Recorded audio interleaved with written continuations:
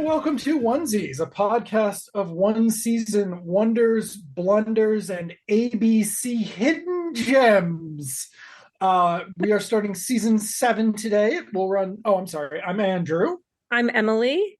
And we are starting season 7 today. It will run 10 episodes unless we get really unlucky and the missing episode falls in our laps. We will be discussing 1993's ABC sitcom Joe's Life. Joe's Life. I cannot wait for the music that you send me. I was already thinking about that.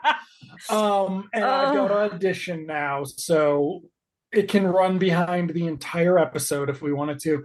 So, real quick, since you don't know your Peter Onorati okay.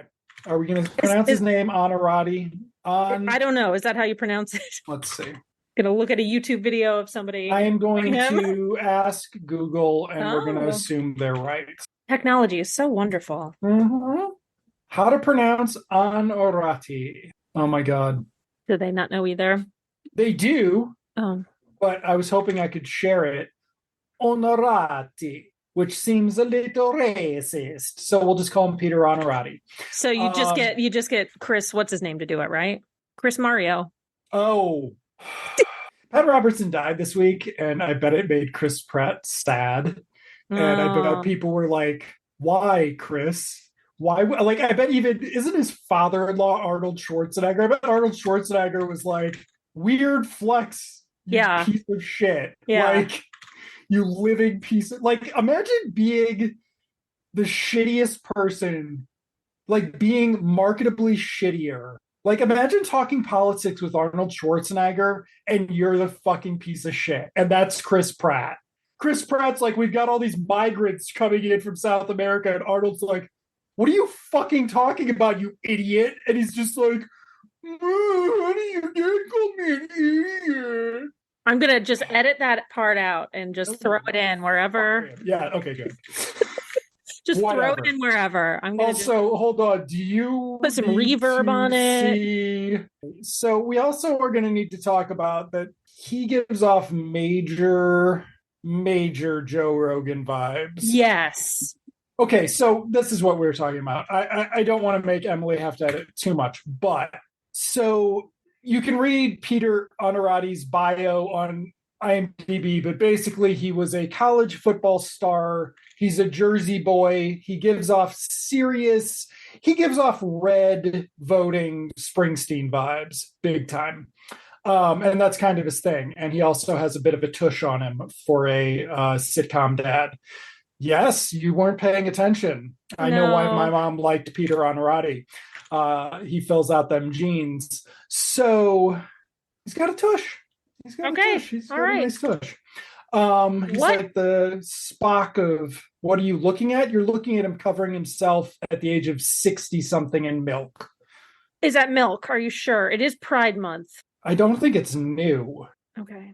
Hold on. Okay, fine. Yes, let's Google him. Because Googling people is always a good idea. He liked Firebird. He celebrated Firebirds. Oh no, he's liberal, even though he's in SWAT.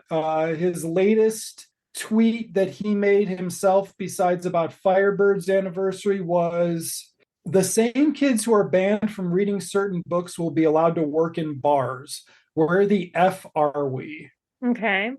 So could be worse. A lot of SWAT stuff though. So a lot of inspirational stuff. Oh, wow.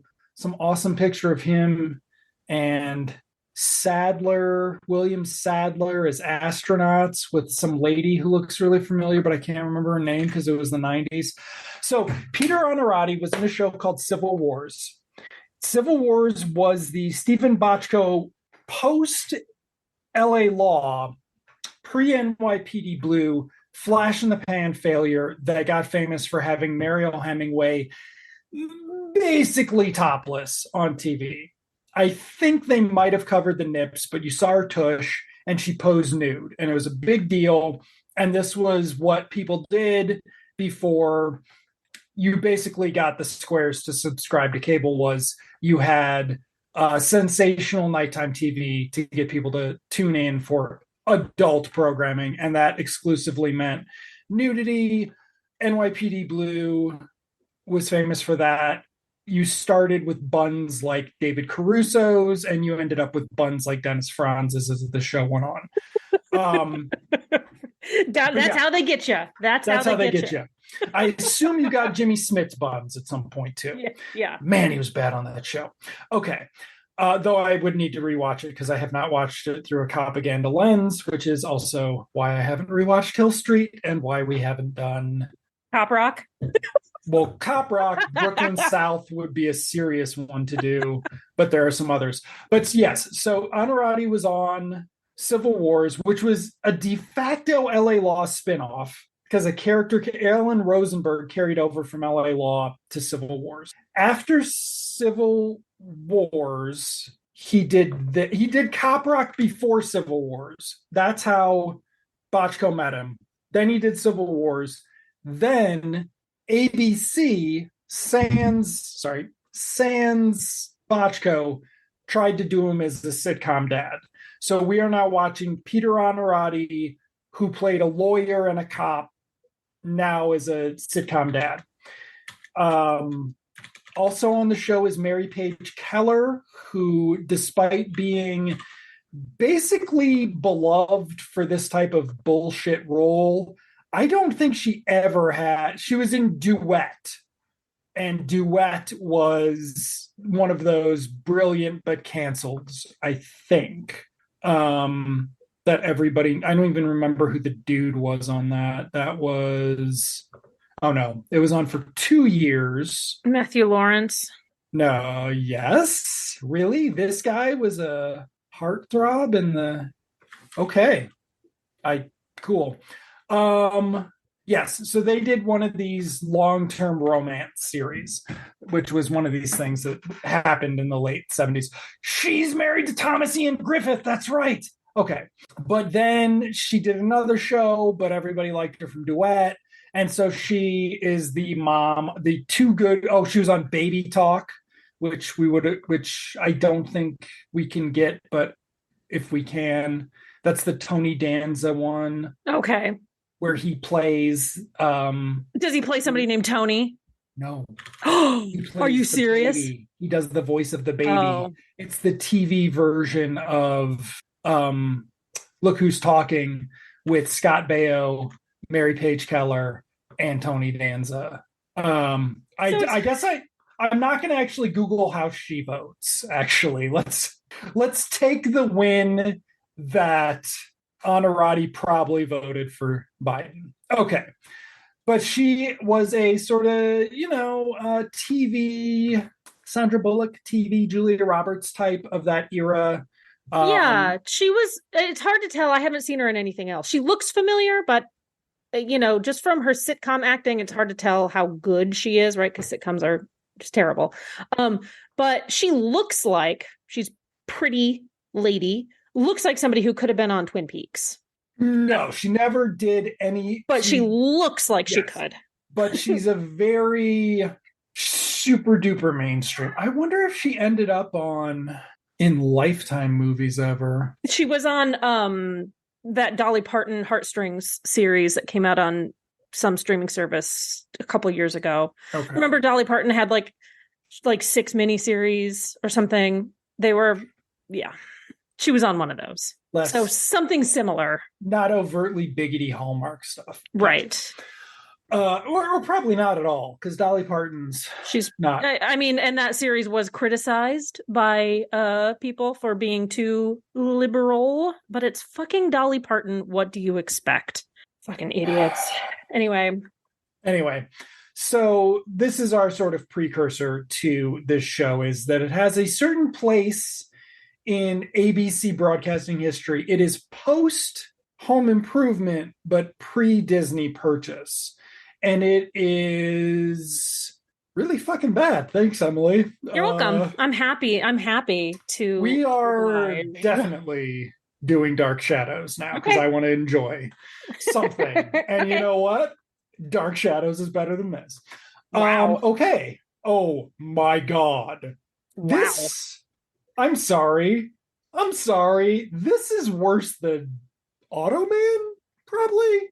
Like the parenting advice in this, Oh the boy. coddling of 40-year-old men and their precious egos in this.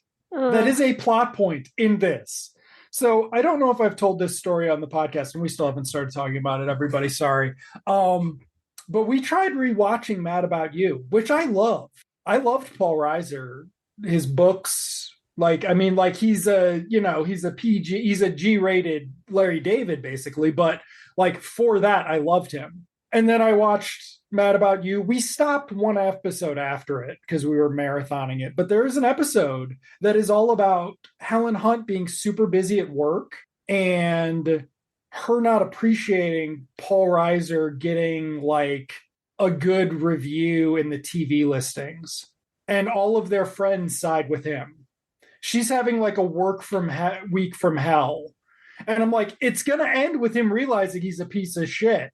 Nope, it's not. Wow. So the era of emotional labor sitcom. All right. Do you have three things? Do I have three things? So, because this is our first episode and we're going back to sitcoms from quite a break Quite a break. from standard sitcoms. Which is the non-standard sitcom, Chess Gamer Dracula series. Neither one of them are sitcoms. I don't even know. There are so many things. So, let's talk about your list of 10 girls you'd like to feel up. I want to talk about your list. I watched this very late at night last night and I missed that. So you're going to have to tell me about that and whatever got on the pants or the sofa. That was gum. Okay. And gum? yeah. Let's do foot fetish dad. Oh, I need to do this. 10 girls you'd like to feel up. Foot fetish dad and butt boy with a rat tail. Okay. I wasn't going to mention rat tail, but I definitely was going to discuss that we are calling people butt boy on television in 1992. On 1993 on America's broadcasting channel. America's. Okay, my three things are. Oh, actually, I'll let you take butt boy, and so I'm gonna take Casa del Leo. But that's our special surprise. That we haven't even gotten into what this season is about, folks. We have not gotten to the surprise. That's why I want to take it. You want to take it? You got it, Emily. My surprise. You get to have your surprise. Okay. Parenting? Okay, I do remember the feel up thing now. I just forgot that it was a woman talking about being objectified. I'm sorry. It was about a 14-year-old girl talking about her desire to be objectified and be valued based upon that. I'm sorry. I'm just good stuff. Okay, so there's that. There's oh my god, but I mean all of it is sexist. Parenting covers the kid hating us. The grocery store. Oh, at the end? No, or in the middle when he's talking meat about and potatoes. Yeah. That was so stupid. You know what? I'm gonna be nice. Quality co-stars. Okay. I'm gonna be nice. Okay. We will talk about that when we get to it. Okay, so the episode begins with Peter Honorati, TV Bruce Springsteen, walking in to the kitchen in a pair of you're ready. I'm gonna have to find a picture. He looks like Bruce there's a picture of this online. No, he looks like Bruce McCullough. Okay. In the 90s on Kids in the Hall, except a less exaggerated version because Bruce McCullough was tiny. So Is tiny. He's in still the tiny. late 80s, in the 80s and the early 90s, there was a phenomenon where people played with the color of jeans a lot. It's gotten a lot more sensible, but instead of tie-dyeing them, they acid washed them, which would create splotches until it got mainstream, in which case you basically just sold bleached jeans. So very, very, very light blue jeans. Yes. He's wearing those. With a t-shirt And a flannel? Is he wearing a flannel in this he's scene? wearing that bomber jacket. Okay. Or whatever that fucking thing is. This was the moment that I looked at it and I said, oh, fuck, I watched this. I remember that outfit. Peter Onorati has not been in very much since this. Like, if you put together his Cop Rock, Civil Wars, and those 50 weekly episodes or whatever it is, pretty much equals the rest of his career until he was a regular on SWAT. So I have not seen this guy outside of some guest spots. Yeah. In years. Many 30 years, 20 years, 30. Oh, Jesus, 30 years. Wow. This is the 30th anniversary of Joe's life. Fuck yeah, we did it again by accident. We're doing an anniversary show. Okay. Yeah, so I realized I've seen this. And then when we saw the opening credits, I really realized I'd seen it because I skipped that opening song. I could not have hit that button faster. I was not interested. I remembered the because the opening credits are him on a conveyor belt because he used to work in airline manufacturing. Right. Yeah. And he passes by the kids and the wife and the co-stars and they all look at him because it's a sitcom credit sequence. And I realized when she looked at him, I was like, I have at least seen this episode. We at least watched this. And then when I looked at the timing of it, yes, after Civil Wars, this, I think NYPD Blue started in 94. I'm going to Google that real quick, folks, because this is... Or 95, but yeah. 93, totally wrong. This was simultaneous with NYPD Blue. So I watched this. Definitely. Oh, God. Okay, so he comes in and he's carrying groceries. Yes. He sets them down on the table. Yes. He calls for his children. Yes. Because he needs somebody to come help him, and nobody responds. Yes. So then he goes over to the dishwasher or to the garbage disposal, runs the empty garbage disposal with no water. You're going to ruin your own fucking garbage disposal, asshole. Sorry. Calling out, oh, my right hand, oh, my left hand. And at this point, I think I was like, oh, God, he's really bad at sitcoms. So that's going to be a delight. Cool. But yes, so then the phone rings, and because it's 1993, our joke is that girls can't get off the goddamn phone. So the teenage daughter runs in, gets on the phone, and this is where you get to discuss Brian Thompson and his top 10 list. So she gets on the phone with her friend Lisa or Lisi. She's called Lise the whole time. Lise. Except for by the younger brother who, well, that's a different story. And obviously you're only hearing one side of the conversation. So the little girl or the young lady is doing the best acting that she can do, talking about, oh, Brian, he has a list of the top 10 girls he'd like to feel up, and I'm not on it. Well, no, I wouldn't let him, but I'd like to be considered. And I thought, holy shit. Good job. I picked another great show for us. I thought, this is my brand. This is ridiculous. I cannot imagine this being on. So I'm not a prude. I promise. But I cannot imagine a family sitting around watching this and having. Well, it's not for families, which is the other funny thing. And we'll get to that with the parent. Okay, so that chick was born in 78. So she's my age. So she was 15. She Okay. looks younger. She does look younger. She's small. This is She's also the petite. pilot. So it's Okay. possible this was filmed 6 to 8 months before. So when she was 14, and maybe, I don't know. Do we want her being more mature for this show? Because we are not even going to get dad being upset that some kid at high school's talking about his daughter this way. Yeah, no. We're not going to get meat and potatoes, meatball New Jersey man being upset about that. He's pissed off she's not putting away those groceries. Get off the phone, put away the groceries. And then there's an exchange about how the little brother. The little brother comes in, but there's an exchange between her and the father, like, oh, mom lets me talk on the phone as much as I want to, between 4 and 5. 4 and 5. And the little brother comes in and he's like, yeah, right. And then she taps. I actually laughed at that. I actually laughed a when keg he said, and we all drink beer. Until we puke. I actually laughed at that.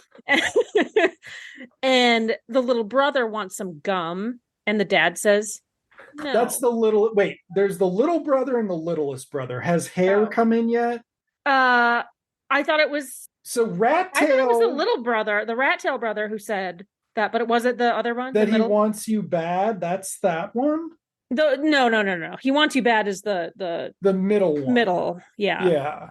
Yeah. So the middle brother is expressing interest in Lise coming over to visit, and the sister tells her friend that her brother wants her bad, which if she's 15, this little boy is 13, maybe. It's not really established, but that was pretty gross. But the littlest brother comes in and wants some gum. I thought it was him who said it. About the beer? Beer. That's funnier, even. So whatever. Fine. It doesn't really matter because she's forced to get off the phone and put away the groceries. The dad, meanwhile, lets the littlest brother have gum as long as he chews it and shows his dad that he's thrown the gum away. Because mom gets irritated when the little boy just spits his gum out and leaves it anywhere. You're going to be explaining how this ties into the couch. Yes, I it took a second viewing to catch that. Okay. I rewound and realized I wasn't going to be able to catch it without rewatching more and said, fuck that. I'm not doing it. It took a second viewing and then I got it. But like after it was over and I was like, what is she doing? Anyway, so the older sister gets pissed at dad and is like, he wants gum, he gets gum. I want to talk on the phone and you make me put away groceries. You suck as a father. And she's like, it's either because I'm a girl or because he's younger. And the dad, for comedy's sake, you're right. Bait and switch. It must be one of those two things. And leaves the room, forcing the girl to put the groceries away. Credits. Or titles. Titles, yeah. Okay. Joe's life. So, when you said, imagine watching this with your family, this show is about how kids suck, how men have sensitive egos. Men have sensitive egos. We're going to have to talk about the job stuff because the premise is he just got laid off 2 days ago and mom just started a new job. Mom's temping. They live in a house that very nice conservatively costs, God knows now, but with $450,000, they live in a nice sitcom house. So far, there's not any complaints from the kids about having to share a bedroom. So presumably there's 4 bedrooms. There's no complaints about the bathroom, but we just on episode 1 of a family sitcom, there's going to be a scene where, as we saw in Free Spirit, where the teenage girl is all wrapped up in towels and running around the house because her brother locked her out of the bathroom, right? But yes, it's a very nice house, fully appointed. It is a much nicer house than Free Spirit because we have transitioned to Free Spirit did not have the full force of ABC behind it. This has the full force of the network behind it. So, like, it's very nice. They have a lot of very big, nice sets that they struck for this. They put the money into this. Somebody at ABC might have gotten fired for thinking this was a good idea. Like, that's on this level. On Free Spirit, were there any scenes outside the house? They went to the school that one time. And they went to fantasy lands a bit. Oh, yeah. Otherwise, there was very little. The garage only lasted one episode, I think. Oh, yeah. With the car. I remember. With the car that didn't come back. Yeah. So this is a very nice sitcom house. This is Growing Pains level sitcom house. It is, we don't worry about money. Yeah. And he used to work in some airline, some plant, aerospace, some plant that makes airplanes. He worked in the military industrial complex, basically, because he lost his job because the Cold War's over, and so that sucks, which will come up later. Yeah. But yeah, so they have a very nice house. Mom is super busy temping, which is so. This is Mr. Mom. 10 years later, I have not seen Mr. Mom in 28 years. I've been meaning to. It was hard. It didn't come out letterboxed on DVD, so I waited, and I just waited too long to have time to watch Mr. Mom again. Someday, when Michael Keaton wins an Oscar for The Flash, I'll watch Mr. Mom. But Terry Garr had a real fucking job in that. Like, not to discount, because the way they play jobs in this is also interesting. That should have been another point. Your entire life's fulfillment is from your job. Yeah. Your children are the accidents you have from fucking. Your job is your life's fulfillment. That's the only meaning in your life. Okay. So, nice house, mom's temp. She gets home. We don't know she's a temp yet. Right. She went off to baby boom, right? She's Diane Keaton. She's in a lovely work outfit, skirt suit, maybe. I don't remember if there's a jacket. Kind of short skirt suit. Hey. Just gonna say. It gets a little short on the couch. When did Ally McBeal come? Oh, I did take a snapshot of that because I sent it to my husband. I was like, we almost got a mom upskirt. I'm like, we get it. We did get a mom upskirt, except you couldn't see anything because it was dark in there. Dark and cavernous. Let's also point out, Mary Page Keller is a mom. She did have 2 kids after this. She married her giant karate star, rich white guy husband. And that's also interesting because this appears to be the people who act and don't need to. Yeah. Like, they have money, residuals, investments. They didn't lose it with Bernie, whatever. Like, so there's a very interesting, like, I guess not, I don't know if pedigree is the right word, but they are a level of celebrity in here, like, of successful TV actor that's very weird and does not exist anymore. Yeah. They lost in the actors strike, the SAG strike, to live this life. But she gets home, she's like, you're the best, Joe. You're cooking dinner. And he's like, am I the best? How about I give you a foot massage? And it's like, calm down, Quentin Tarantino. Yeah. Calm the fuck down. Yeah. Quentin Tarantino. Sorry, folks. This first episode, we're on tangents. Also, this show sucks. Quentin Tarantino has a podcast where he talks shit. Quentin Tarantino says, I've never had a sex scene in one of my movies because that's just too uncomfortable to objectify the actors that way. To which, on Elon Musk's Twitter, a thread of all of his foot shots went viral. And they're like, fuck you. So yes, Quentin Tarantino has become a boomer white man. I mean, he always was, and it was never discussed. Yeah. But he is now, like... He's never had a sex scene objectifying women, but he uses the N-word freely. That's a little different because... He has friends Sam Jackson told him he could, which Sam Jackson has not been repeating a lot lately. It's kind of weird. It's kind of weird. Well, okay. Other diversion, just going to throw this out here, lose us a listener, not because nobody who listens to this could possibly be upset about this. Did you see about the French Connection thing? Mm-mm. Disney Plus took out the N word in French Connection. Oh. And film Twitter is upset. To which, here's the thing. It was in there, and Gene Hackman didn't want it in there because he didn't feel comfortable treating the actors he was working with like that. It's in there to code the hero as a piece of shit and that the police state is a bad thing that exploits people. That's what that is. Yeah. So they're upset that it was taken out because they want some 16-year-old kid who's interested in movies and has heard of the French Connection to watch that and be like, oh, this guy's racist too. That's interesting. That's good. That's bad. But that's only for the little white kids of film Twitter. That's not who might be watching that. But so I'm on.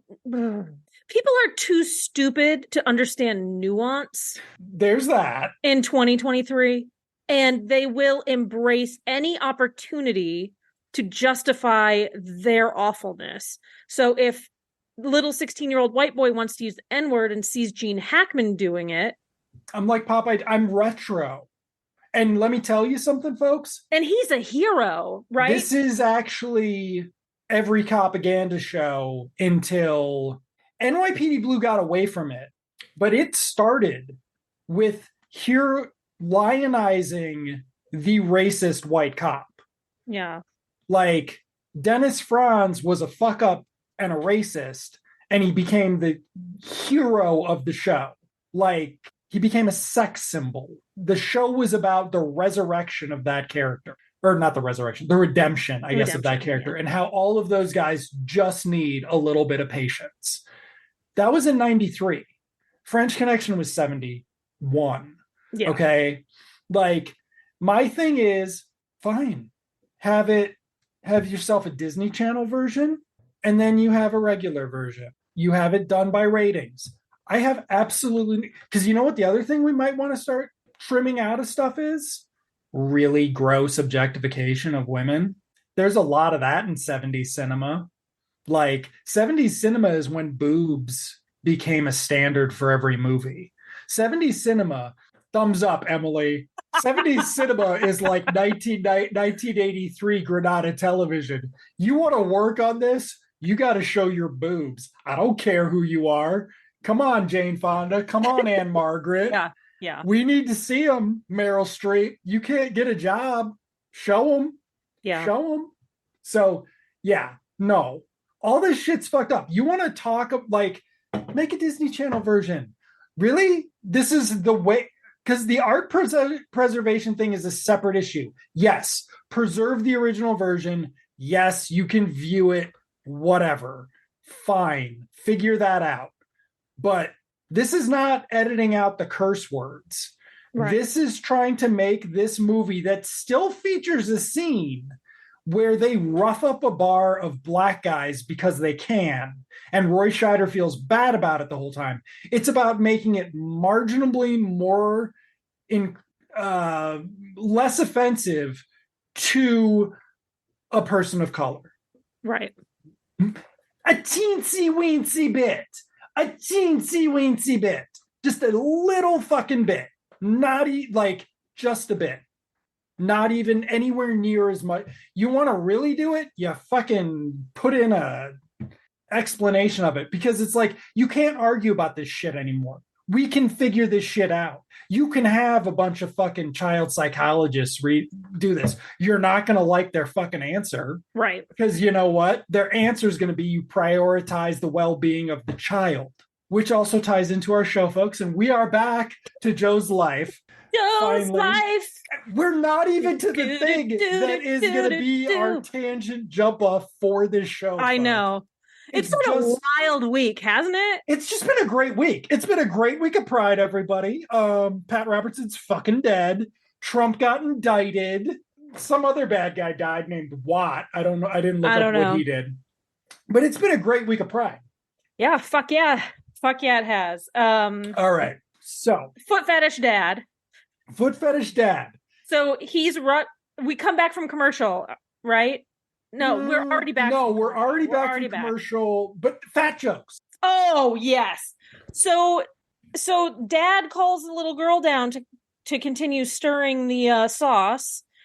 And actually, doesn't he like physically manhandle her and pull her down? Probably. And drags her to the stove and hands her the thing and starts stirring it for her while he goes. God, I hope not. I really hope. I don't remember this. I really hope not. And she's making a fat joke about somebody. I thought I had it written down, but oh yes. She's not retaining water, she's retaining Dove bars. Ha! And I'm thinking, teenager, again, she looks younger than 15, but things change. Things change for girls, and little more body here and there. But how fat could this person have gotten over the summer? We shouldn't be talking we shouldn't be talking about it, period. But this is a show. This is a Karen. This is a show for what's the male David and Karen's.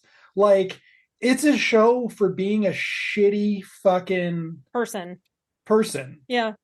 So she says something, that I guess her friend on the phone is trying to justify why this other girl gained weight in that she's retaining water. She says, no, she's retaining Dove bars. But dad is in the living room rubbing mom's feet. And immediately foot fetish, right? Immediately is what came to my mind. And especially because I noticed she's wearing stockings. I was like, this is a very specific type of foot fetish. Did you Google WikiFeet to see if this scene is... I try to stay off WikiFeet as much as possible. Preserved in 16K. I'm just saying, WikiFeet for Apple headset, 3D WikiFeet. Let's get rich.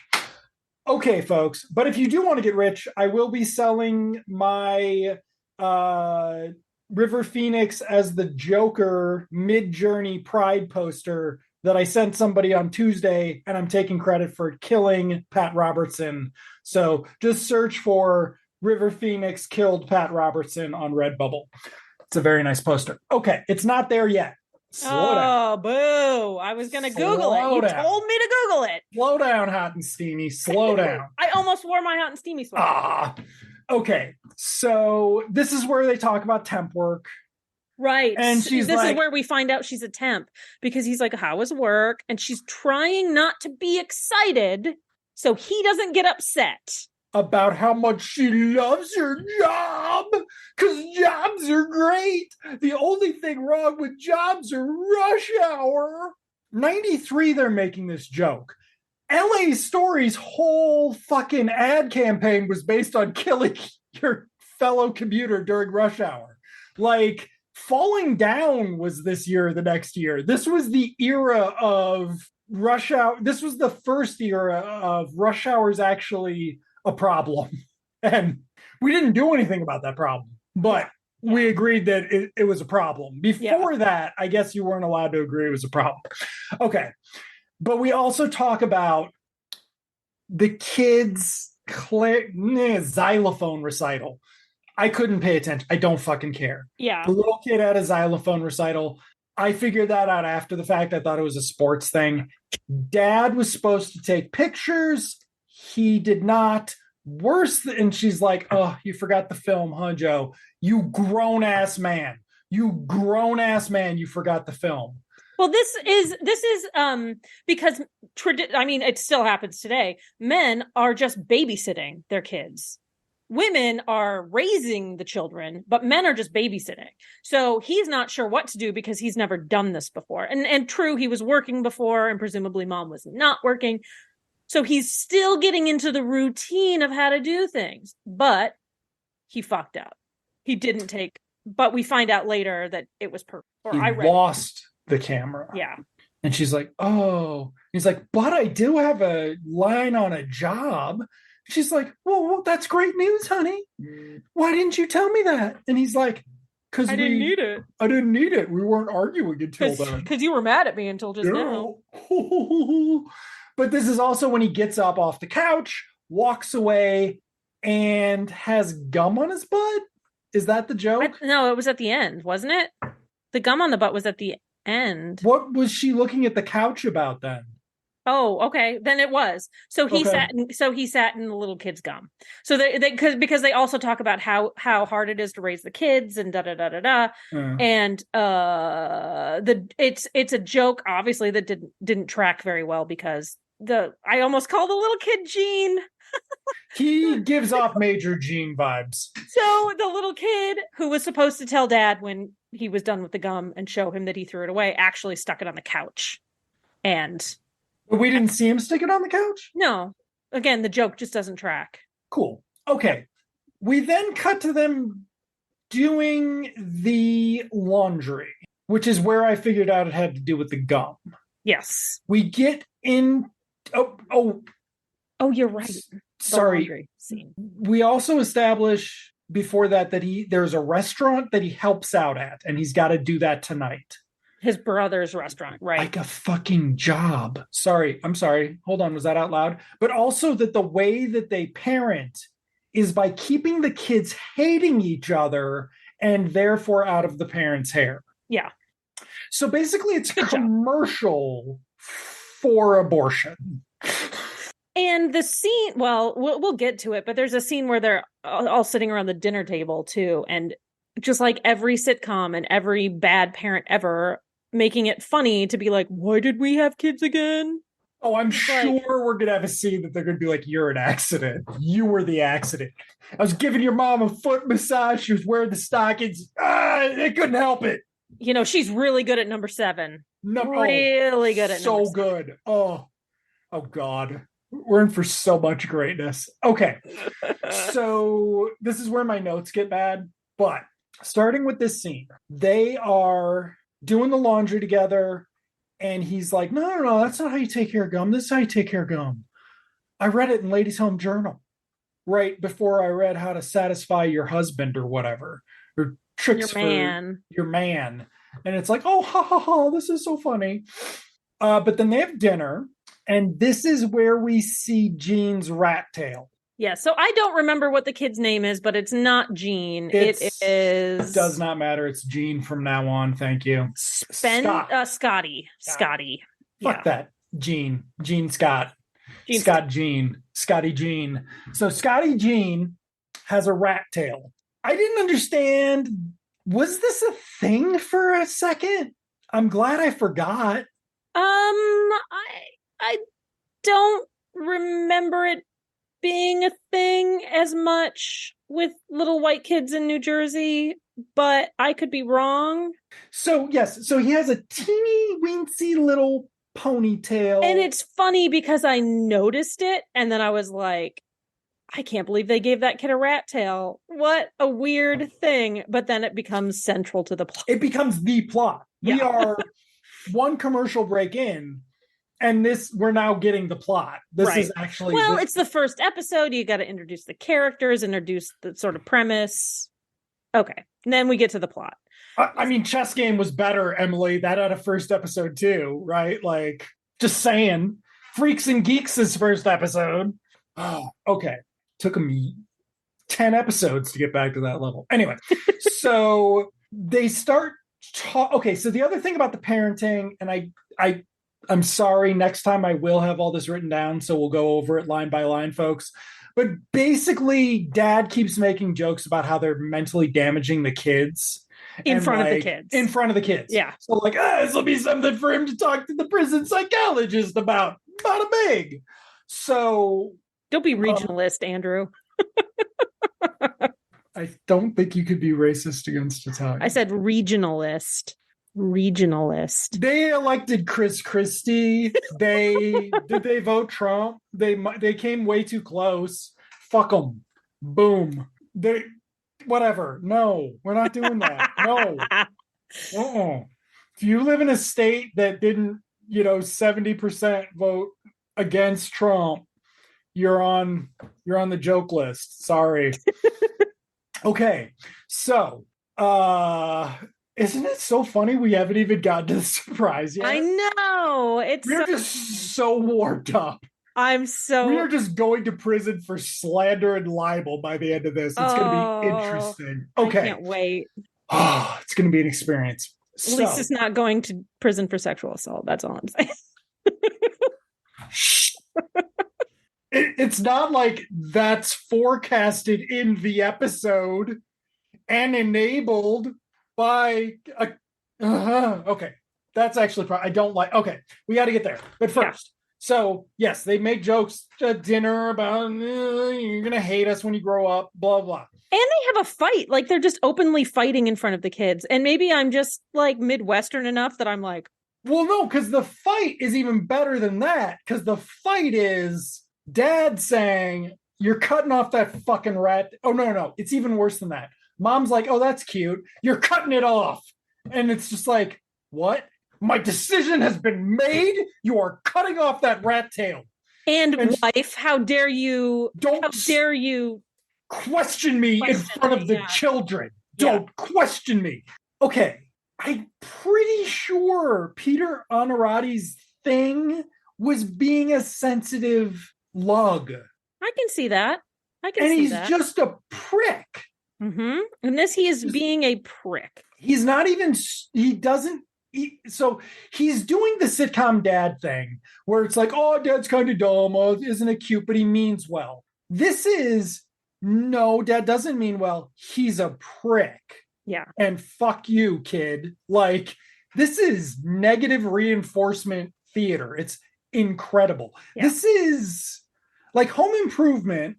Also tangent. Remember when Patricia Heaton was like, oh, you guys don't appreciate Tim, what's his name again? Tim Allen enough. Oh, you good liberals are canceling Tim Allen. I'm like, she wasn't even on the show. Shut the fuck up. Yeah. And then like 2 seconds later, Pamela Anderson's like, yeah, he told me I couldn't have the job unless I got naked for him. And then he showed me his penis. And then Patricia Heaton shut up. It was weird. Weird how that happened. Weird how that happened. So... it's like if this show didn't have Jonathan Taylor Thomas, or that show didn't have Jonathan. Like, it's this really weird pick on the kid show. Dad's a bully. What? Like, it's like a Fox show. It's like, but it doesn't go as far because Fox did these shows where it was just like comedian white guy dad hates. Well, I mean, Married with Children. Yeah. I mean, that the whole premise of that is that he hates his entire family. But the joke is on him. But the joke is on him. Yeah. So like that's Everybody Sucks. This is Dad tells everybody they suck, but nobody gets to tell him that he shouldn't say that. Yeah. Yes. So during this time, his brother comes in. Stan, played by George DiCenzio, who was on Equal Justice, which I watched, which was also an ABC show. Twin Peaks was also an ABC show.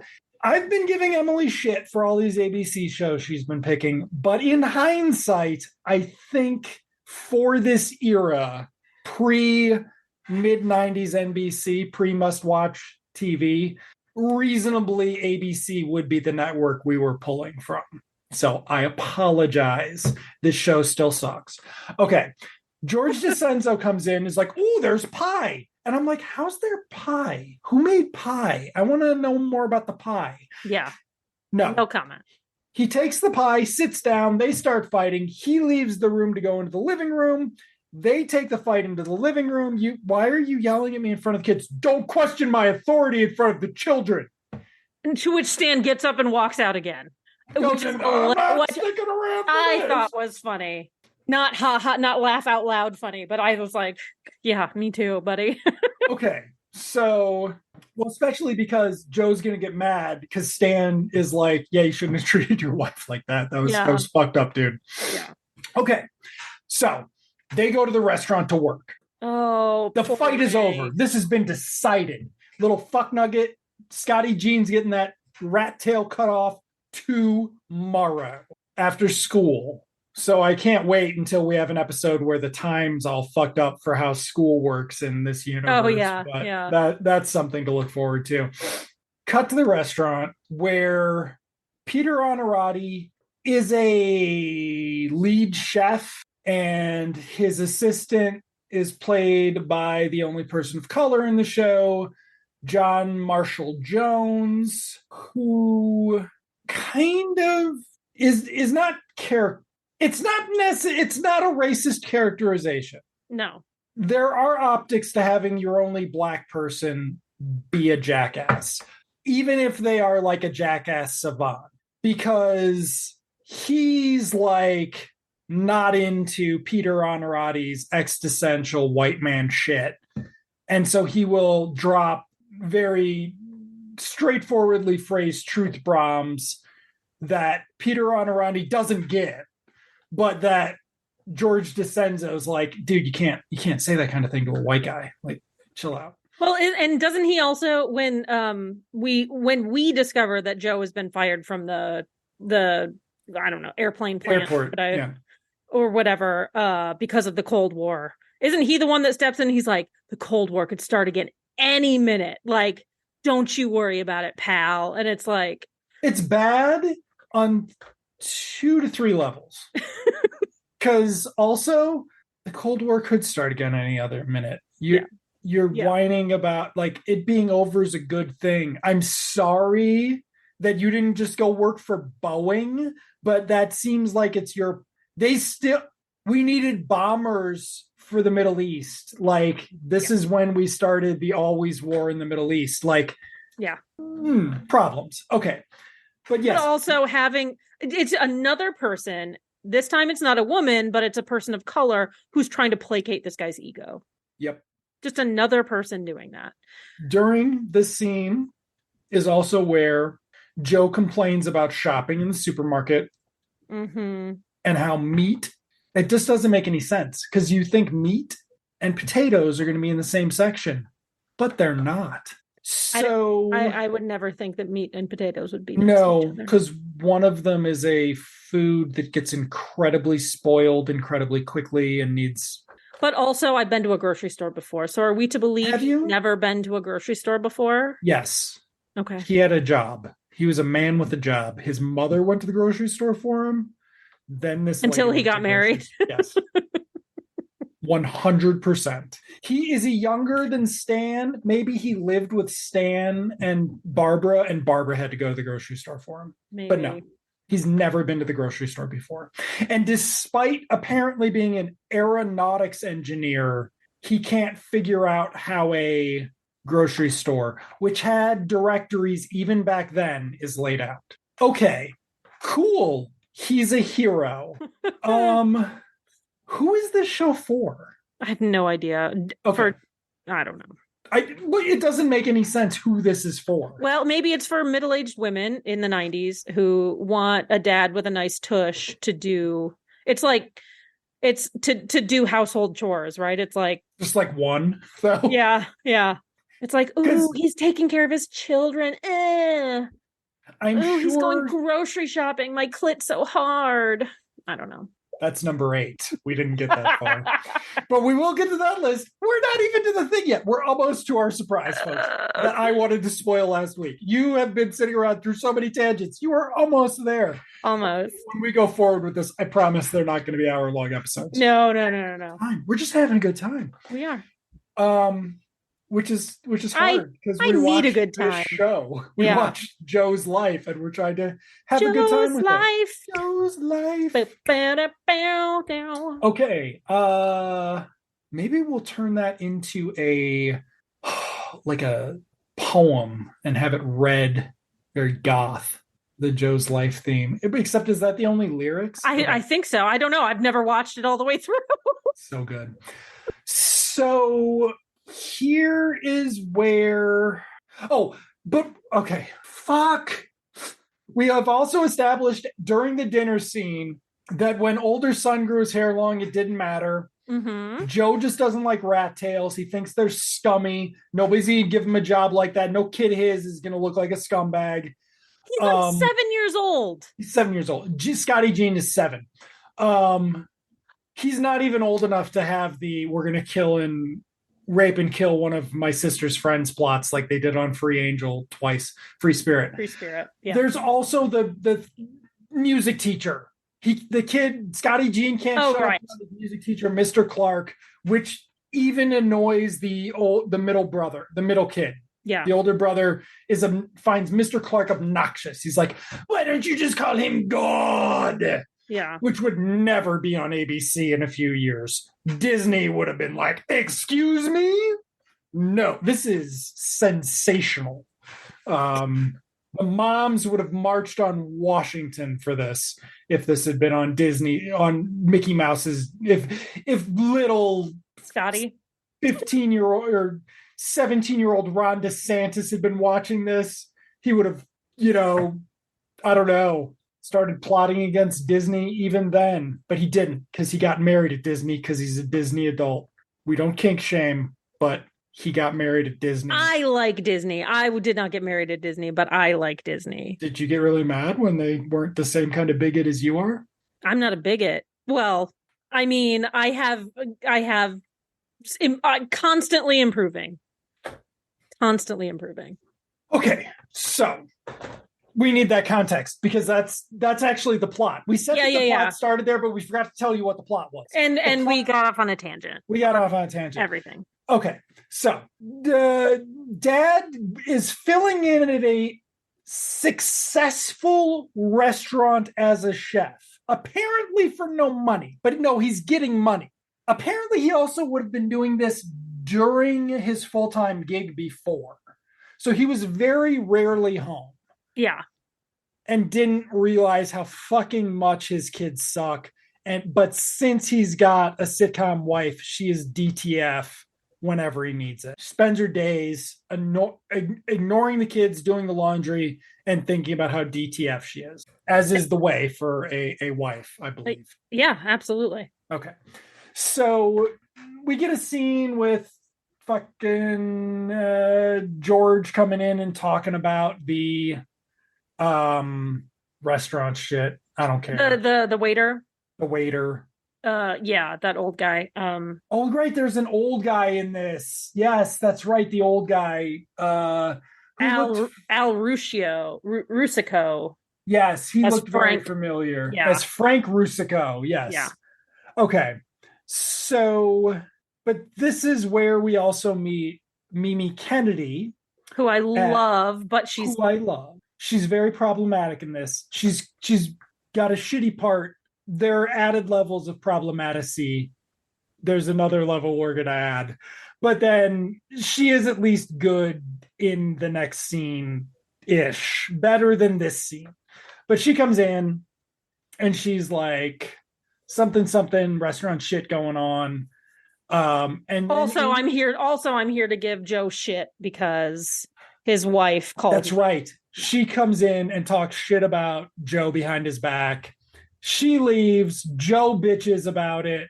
And this might be when George no. She doesn't leave. She's still in the room because we get to our special guest. Okay. I'm sorry. It's not our special guest. He's a regular. I'm so excited. Would you like me to describe him? So Mimi Kennedy comes into the door, and the swinging doors at a restaurant. There is a young man standing beside her, and he is ordered from his dad, maybe Uncle. What's his name? Take the veal out. Yeah, take the veal out. I'm not a waiter. I'm a busboy. He's like, bus it to the table. He's been in this set the whole time, and we have not seen it. Yes. Too. Yes. And it is extra special star, convicted rapist, Scientologist Danny Masterson. Oh, dear God. Talk about a good week. That's when my good week started. Last Thursday. Was it Thursday? Whatever. That's why we're watching the show. That's why we're watching the show, folks. I followed the Danny Masterson trial very closely. I was very excited that he was convicted because he's done terrible things. Potentially enabled by the Church of Scientology. Potentially enabled by Ashton Kutcher. Potentially. And the Fox network, I'm sure. The Fox network, but also the redhead. Oh, Laura Prepon fed him victims? That's nice. No, Oh, but okay. she had been cited, and this is in the civil case, it's completely separate from the criminal case, cited as one of the people who helped to harass his victims using Scientology That's right. tactics. She's in the club She too. was. Oh, she was. She's free. She's apparently, allegedly. Oh, wait, no, isn't she the transcendent? Isn't she married to Ben Foster now? Didn't you Yeah. say? Yeah, Yeah. the okay. Kind Hi, of free. Gregory. Kind of free. Okay. So, yes. Now, his subplot Oh, boy. is that a girl who broke his heart is having dinner with her family. And that's why he doesn't want to bring the veal out. I'm just kind of surprised that a teenage girl would eat veal. I don't know. I mean, she's a piece of shit white girl. She voted for Trump. It's New Jersey. Like, we learned a lot of things, folks. Learned a lot of things.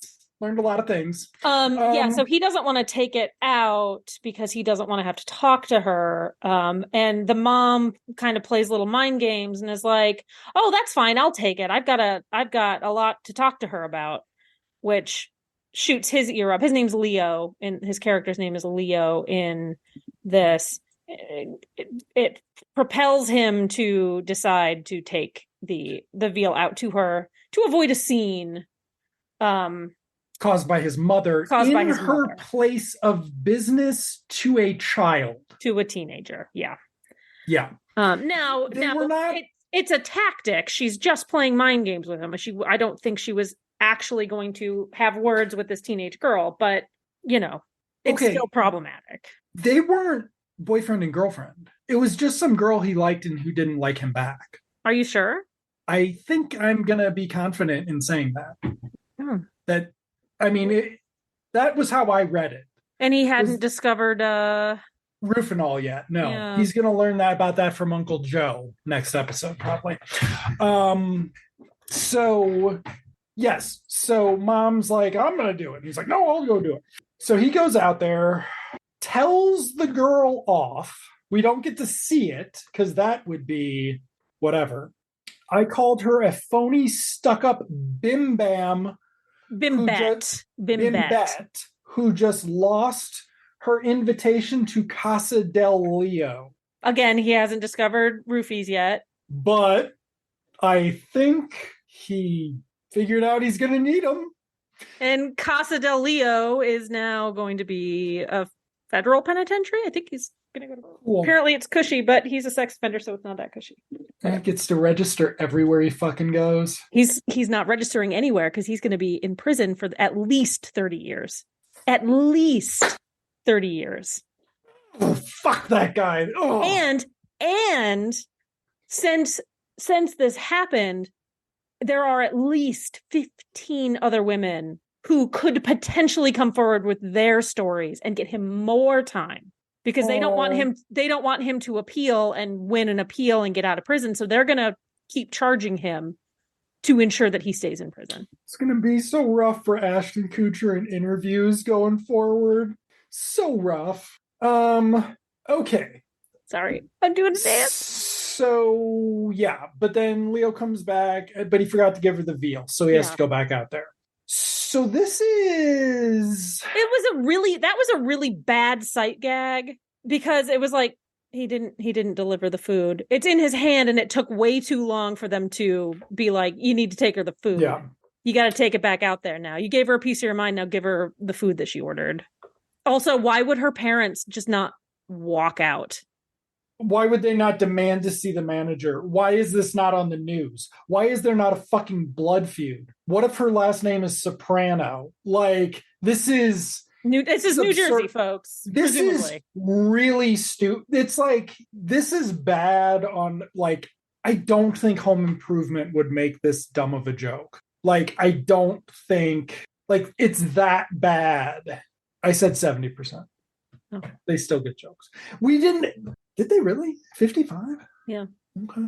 I'm looking at the Wikipedia right now. Okay. Sorry. And aside, he's been giving New Jersey shit for being Republican, but they actually voted for Hillary Clinton 55 and Trump 41%. So cool. Okay. So I'm just giving You're just providing context. I'm providing context. I guess I didn't look at that election because, who cares about it? But that's when everybody knew what they were getting with Trump. Yeah. And there was no excuse. Anyway, so we then get a guest appearance from Michael Toland as Glenn Clark, Karate Master. Kind of a hunk, good looking guy. Looks like maybe he's a little bit taller than Joe. Oh, Joe's not a tall guy. Yeah. Peter Honorati's like 5'7". Yeah. So just a real macho dude. You just can't. He's like Joe Cortez and George Costanza here. Like a hush falls over as what do they call it? What do the incels call their Brett or whatever? I don't know. It's a meme. Come on, you're on Twitter. Oh, you have a better Twitter curation than I do. I do. It's really fucking good, especially if you never look at it. Yeah, Chad. He's a Chad. Even for Peter Honorati. Yeah. But he's the teacher. He's a music teacher and he teaches karate. What can't this guy do? He's like, here's the camera you forgot this morning. Yeah. Well, thanks. I would have gotten it tomorrow, man. Well, okay. which in my mind was like, oh, he purposefully didn't take pictures because he was mad about the rat tail before it was eaten. No? He didn't notice the rat tail till dinner or something. It's unclear when he noticed the rat tail. See, I read it as he purposefully forgot the camera, but maybe you're right. Maybe he his wife's. He didn't take pictures. Well, did he take? We don't even know if he took pictures. He forgot that he lost the camera. Yeah, but he didn't lose the camera. He left it at school in the classroom.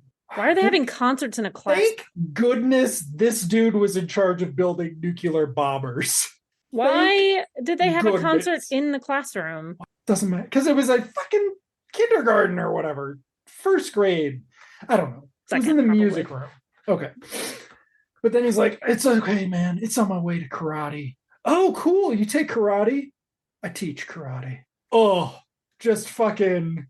Oh my God. I'm loving your recreation of this. It's just so weird. Because it really is. Because you don't have this. You don't play Ray Romano meeting some like dude and being like, oh, you're so much more manly than me. That's a thing. Well, that's why he asked like Andy Kindler. Right. You don't do it with, you don't even like Kevin James. The joke is different. Yeah. This is game respects game, man. You're taller than me. You do karate. You're better than I am as a man. Yeah. And then he turns around and he's got a rat tail. He takes his hat off, doesn't he? And it's a rat tail that's like, it's so, this presentation of the rat tail is so over the top. It made me laugh so hard just of how absurd it was, even in the context of this. And it goes down to like his lower back. Like it's the longest rat tail I've ever seen in my life. Braided, which we neglected to mention, the son wants to grow it really long and braid it. One of the things I was worried about was that the rat tail was going to be coded as some sort of homophobia at some point, because we don't actually have any homophobia. Right. We didn't talk about Butt Boy, actually. I don't even remember where that came in. It's at the very beginning, or maybe at dinner. The middle brother calls Scotty Jean Butt Boy. And I'm like, that's weird. Like, It's just a weird thing to have on a TV show. Like, it's weird. Yeah. But anyway, so rat tail. We get this whole thing. It's not that Gene doesn't want to have a good haircut like dad. It's that Gene wants to be like this fucking badass karate music teacher. Yeah. Which honestly, not having a male teacher presented negatively on a sitcom is kind of cool. Like, I guess the guy's a dipstick, but whatever. So then Stan has to take Joe into the wine cellar to have a man-to-man talk where Joe whines about, basically he's just feeling, he's not feeling like a man anymore because he doesn't have his job really. And so he's just, is it really about that or is it about Mr. Clark? And so Joe puts his foot down and he's like, no, he's not going to have that rat tail. To which George DeCenzo's like, well, yes, don't let him have the ponytail. He'll be miserable, but you'll feel better. And that's what this is all about, right? Yeah. And it finally gets through to Joe that it's not about that. I loved that the uncle was like, whoa, whoa, whoa, whoa, whoa. Let me list your childhood heroes. That was kind of one of the funniest parts. That was the like, if this were a show about these people having to be around Joe and deconstructing his machismo for him more, that might be a show. Yeah. That's not what they're doing, but they can't not do it because they can't get to the moral of the episode without some of this. So apparently George DeCenzo's job is going to be like, I might have raised a convicted rapist to be, but I do know this. He gets all that from his mother enabling him, obviously, too, by the way, because we've actually seen it. So that's cool. That's great. Brock Turner's mom in there is going to be sad. It's sad because it's Mimi Kennedy and I do love her. But anyway, So yes, Joe realizes he should let Gene keep the rat tail and express himself. And by extension, let Gene have this man crush on. Let Gene be his own person and not the person that Joe says he is, who demands his admiration. Yes. Demands. So disappointing. That is the teensy weensy lesson we've learned. Yeah. Cool. Okay. So then do we cut back to the house and the kitchen? We're actually almost done with the episode. Yeah, we are. Where we never see convicted rapist and Scientologist Danny Masterson again in this episode, but he is Sadly, in all of the episodes. He's a regular. So he will get little bits and pieces here and there. So if you're triggered by seeing a convicted rapist on television, don't watch. I don't know. You know what? Don't watch this show either way, actually. So there's that. Don't watch this. There's better thing. If Mimi Kennedy or George DeCenzo has a great episode, we will let you know. And you can watch just that. We will bootleg this to YouTube and you can watch. We will cut that scene out for you. So Mimi Kennedy meets Joe's wife, whose name escapes me, because Mary Page Keller. That's her name. Well, Mary Page Keller in Mary Page Keller's kitchen, Joe's kitchen, but it's just the two ladies. Brings them dinner. She cracks a couple good jokes. One is, I thought you guys wouldn't want to mess around with dinner. Here's dinner. But I didn't make it myself because I didn't want my family to get any ideas, which I thought was pretty funny. I thought that was funny. There's this additional problem though, that she owns a restaurant and so she could do this every night. She could do it. And also Joe's a professional motherfucking chef. How is Joe a fucking professional chef when he's also an aerospace engineer, by the way? I don't know. Okay, so kind of Peter Onorati is 90s. Speaking of chefs, speaking of the bear, John Barenthal. At best, this is if John Barenthal did a sitcom and it went terribly wrong. This is Peter Onorati doing a sitcom and it doing incredibly wrong because he had soul in his previous shows. This is just him being a dick. Yeah. So we aren't going to get past that, I don't think. God. Yeah. But yes. So she cracks another joke where they're talking about, how are things going? Da, da, da, da, da. And Mary Page Keller is very mad still. That's right. They're still fighting. Joe fighting. Came home, didn't talk to her. And she pretended to be asleep. She pretended to be asleep.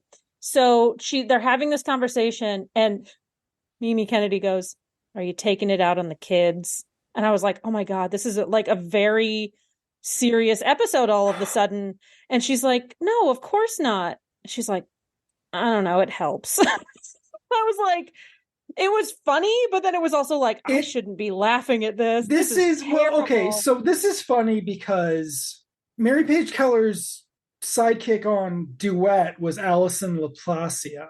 Mimi Kennedy has sort of the same, and Patricia Kallenberg, though I don't think she ever did a sitcom. You're the sensible best friend supporting cast member who can offer you sage advice. So that's kind of what Mimi Kennedy's role is going to be in this thing. And she's like, why can't I just talk to my husband? And Mimi Kennedy's the one who goes, because little girls were learned how to play with dolls and talk to each other, and little boys learned how to play with trucks and, you know, subjugate their feelings or something. Yeah. And it's like, little girls learned how to play with dolls and to placate and to talk in order to placate their husbands. Like, that's what this show is staking down as it is. What this is the hill we are going to play on this whole fucking time, plus possibly a subplot about little convicted rapist having a crush on his cousin. That's not impossible. That is not impossible. Don't make that face. I hope not. I mean, I hope not. I hope the not impossible. I mean, they did write a line for a 15-year-old girl about getting felt up, about wanting to get felt up. Okay. Oh God, can you imagine like writing that and being like, "Here, 15-year-old, I want you to read this. Just call and leave it on my answering machine." Show creator Bob Myers has plenty of daughters. What are you talking about? How dare you? He has daughters. Who did he work with? This guy went on to do a show with what's his face? He did Mike and Molly.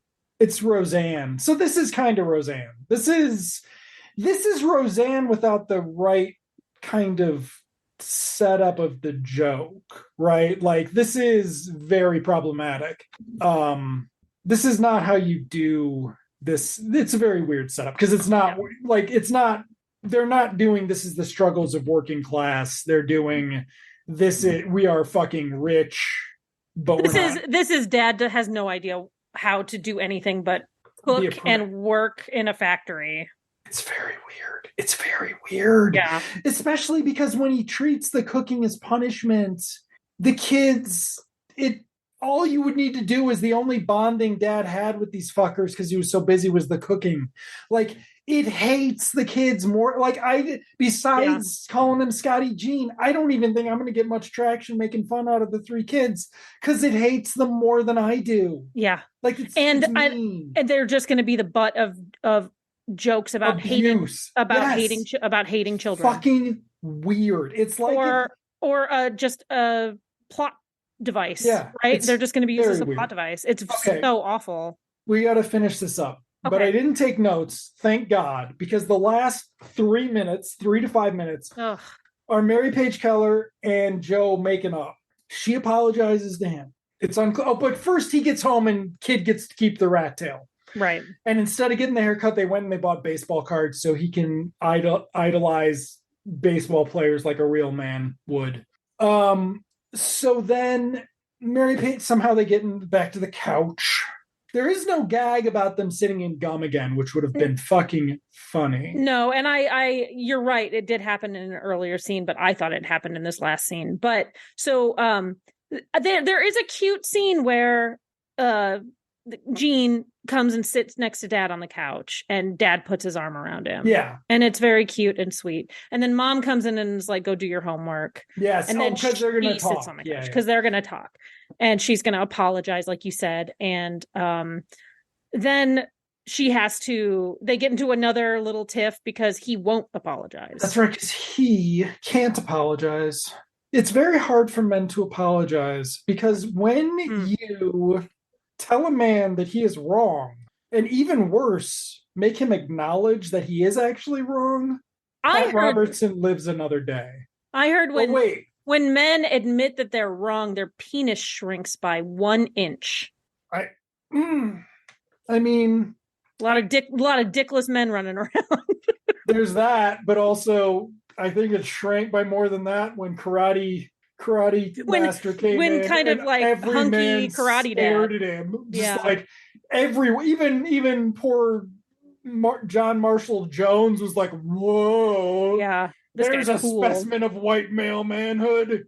Okay, but yes, so Joe still won't apologize, but now they're talking about how he won't apologize, and he just can't do it. It's just one thing too much that she wants from him. What could she possibly do? She could pick up Ladies Home Journal and start reading the list of the top 10 ways to satisfy your man and make noises during it. And how good she is at it. Number 4, she'd be good at, but number 7, she'd be great.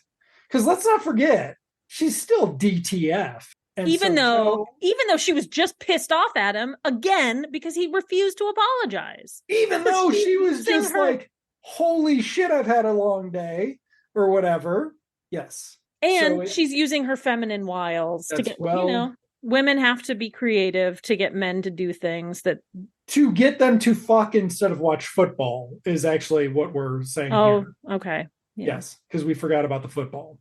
That's how she apologized, was by showing interest in football. And then the episode ends. I think they kiss or some shit. I don't fucking care. They're smooching on the couch, and the kids keep yelling for the parents. Oh yes, this. And then there's your mom ran away to a place where she doesn't have kids bugging her all the time, and then they call for him. It's a stupid gag. Whatever. Then end. Over the end credits, we get a scene at the supermarket where Joe helps a man find the baby powder after the woman tells him it's on aisle 5 or whatever. Yeah. Joe's like, all right, here's what you do. You go to the cereal and you make a right. And then you go to the ketchup and you make a left and some shit like that. Because that's how do you know where the baby powder is? You don't have any babies. You are a baby. You fucking. That's how men do directions. They don't read a map. Or look at the numbers. They don't prominently displaced above the aisles. Displayed numbers of the kind organized by kind material. You would think these guys would be really into segregation. I'm just saying. Segregation, not a single dude in this. Like, I feel like we're going to get an episode where George DeCenzo is very proud that he has a black employee. I'm just saying. Will Emily leave that in? We will find out. George DeCenzo's dead, so he can't try to sue you. Okay. There you go. Okay. But anyway, so yes, end of the episode. It fucking sucks. Yeah. Get ready for more of this. Not as long, folks. It's just been one heck of a week for everybody. Including Satan, who is fucking hip deep in Pat Robertson right now. Just fucking, I'm leaving that in. Oh, yeah. Can you just imagine? Mid-Journey, turn it off so I can generate some Pat Robertson in hells. Fuck that guy. Yeah, fuck that guy. Straight to hell. For reals. So straight to hell, it fucking set off a volcano in Hawaii. Oh, yeah, that's right. That shit works. Hell farted up a volcano when Pat Robertson hit. Because it's great, because he's not one of those ones where he's like Billy Graham, he was just a good Christian. No, he said you deserve 9/11. How are you going to deal with that? Boom. Right, okay, well, thank you all for listening. Emily's got to go. No, Emily doesn't have to go, but I want to make sure we get this information in. So the next episode 2 of season 7 is called Mind If I Smoke. Can't wait to see what that's about. We will see you then. Thank you for listening. Andrew, thank you for watching. And I will see you in television land. See you in television land, Emily.